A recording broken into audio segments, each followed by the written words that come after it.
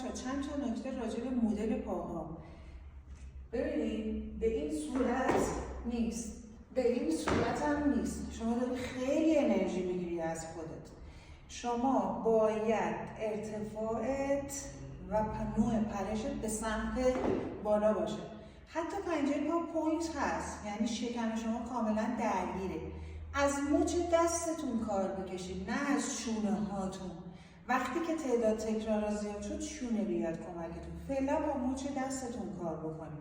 خب حالا من میگم که ریتم سینگل آندر من اینه. خب دبل آندرم رو چیکار میکنم؟ مثلا من میگم ندا 5 تا تک تک برو، یه دونه سرعت مچ دست بده و دبلش کن.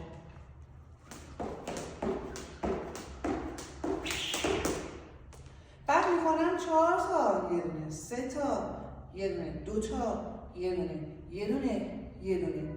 و بعد که خوب تونستم باش ارتباط بگیرم، حالا میگم ندا یه دونه سینگل برو، 2 تا دبل پشت هم دیگه برو.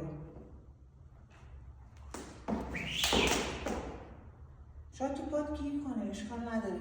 دوباره تمرین کن، دوباره تمرین کن و دوباره تمرین کن.